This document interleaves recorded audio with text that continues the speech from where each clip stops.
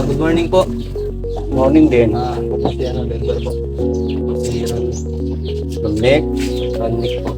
Rumnik lang. Ronnick Saleta. Ano naman ay si Nemesio de los Reyes.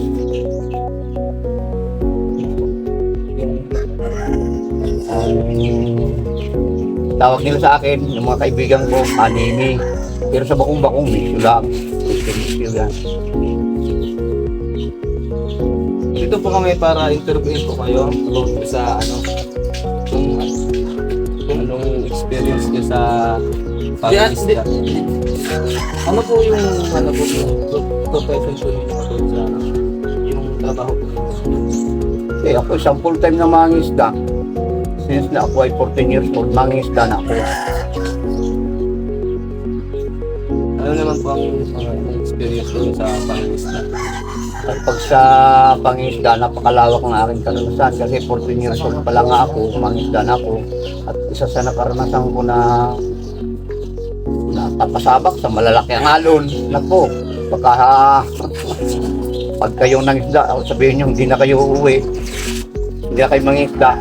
At ang mga karanasan ko yan, ilang beses na akong napadpad sa laot, lumubog ang bangka, pero patuloy pa rin ako nangisda. At ang isa sa pinakamagandang pangisda nung way back 1970s, 80s, napakaraming isda na nahuhuli namin.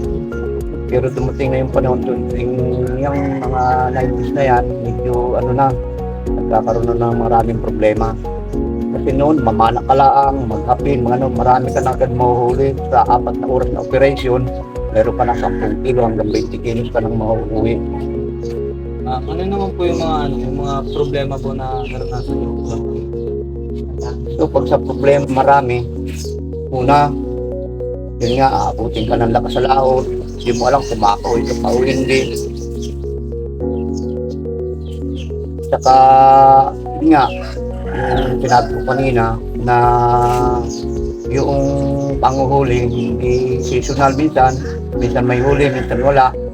At ang nagiging problema namin, yun nga, maraming mga illegalista na mga illegal fishing activity na nararanasan namin na nagiging kalaban ng mga marginalized fisher po. So yun yung mga matitindi, mga puto, yung ganamita, cyanide, fine misnet, muruame, yan ang mga problema na kinakaharap ng mga misda ng kasalukuyan na year 1970.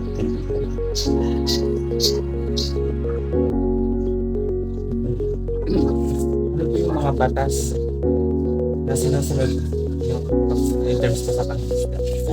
Siyempre, maraming batas ng pangisdaan may sa national law, yung Republic Act 8550 as amended by Republic Act 10654. So yun yung mga national law ngayon.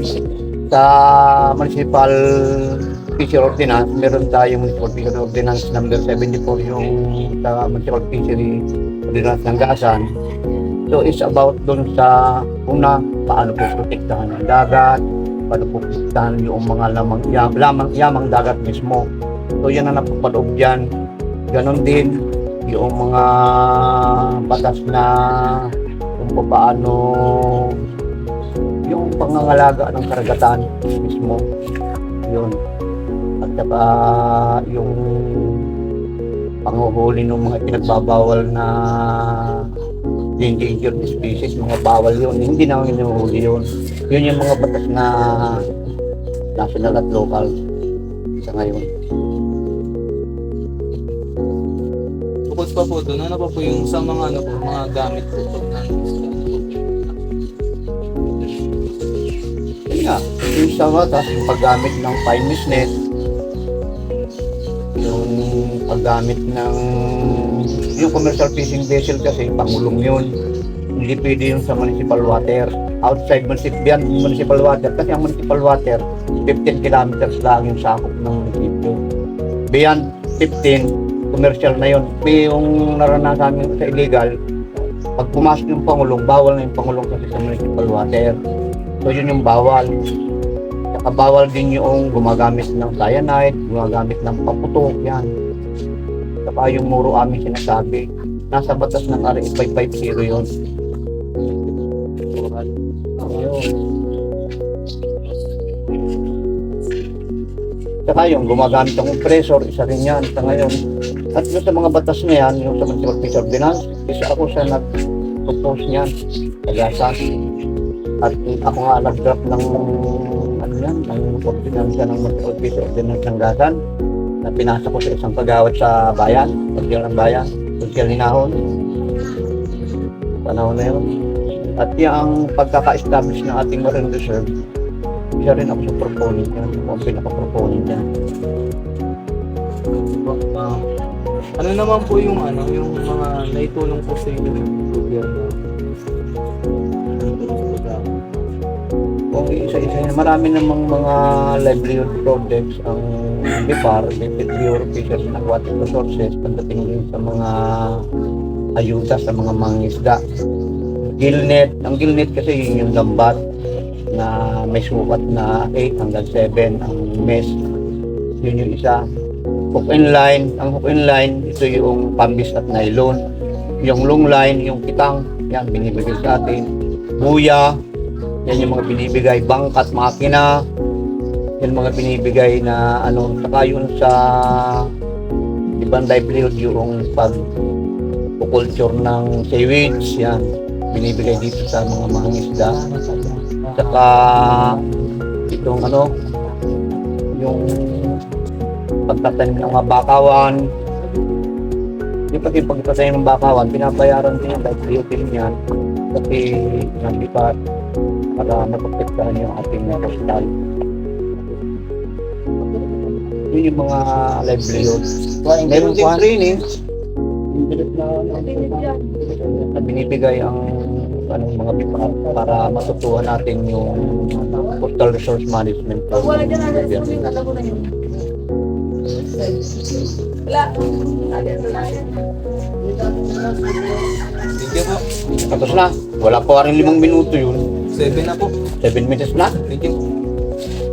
Director ganyan ng 2015. Sa tingin nyo guys, ano yung mga natakal natin problema habang ini-interview natin sila na yun? Ikaw, Ron? Yung illegal fishing activities, gaya ng paggamit ng ginamita, kaya light, high mesh net. Ikaw naman, Papi B. Yung mga yung overfishing, yung seasonal na paghuli ng isda, at saka yung moro ami. Yung moro ami ay yung intentional na pagsira ng mga coral reefs para makahuli ng maraming isda. So sa akin naman yung commercial fishing, yung pag-exceed ng 15 kilometers pag nangingisda na lagpas sa municipal waters. So ngayon, ano naman ron yung tingin mong law na nakapaloob dun sa illegal fishing activities? Yung RA 8550 Section 87 that pertains to illegal fishing. Ikaw naman, Jerry. So yung akin naman, yung overfishing, though yung overfishing ay parang sakop na siya ng buong, parang yung nakapasok na siya sa Republic Act 18550. So parang doon na siya kasama siya sa Wala siyang section. Wala siyang section. Tapos yung yung Moro Ami, naka-section siya sa Republic Act 10654, which amends the Republic Act 8550 of the Philippines Fisheries Code in 1998. So, Anong section siya? so yung Moro Ami naka-section siya sa Section 88.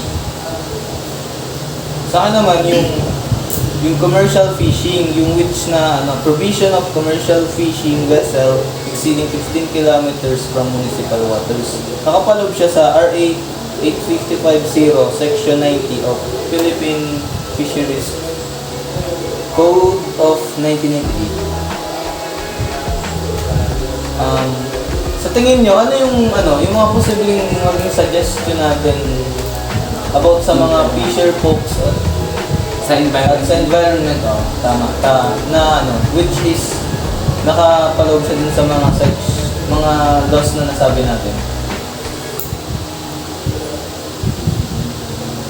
Ipaalam yung mga laws. Mga visual yan.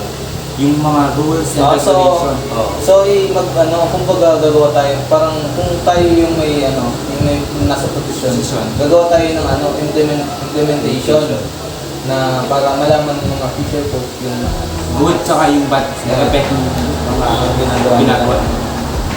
So sa tingin nyo, ano kayang organisasyon yung pwede nating i-suggest na makakaano doon? Makakatulong.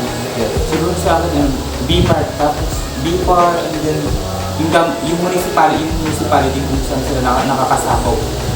Siguro pwede siyang approach. Yung pati, di ba yung anong organization doon? Yung FARMSIS. Yung FARMSIS is Fisheries and Aquatic Resources Management Councils. Ikaw pa, PJ, ano yung ibig sabihin ng BIFAR? Yung BPAR ay yung Bureau of Fisheries and Aquatic Resources. Ikaw ron, anong tingin ng mga organizations pa na pwede natin mag-ganito? LGU, Ano yung LGU? Local Government Unit. Yung mga organization na pwede nating approach. Okay, so sa tingin nyo, ano pa yung mga madadagdag yung suggestions regarding dito sa pag-usapan natin? Feel ko naman na natakal na natin, dapat nating itakal. So, wala na. Ayos. Okay, tapos na tayo sa ating munting pagpupulong. Salamat. Salamat sa iyo.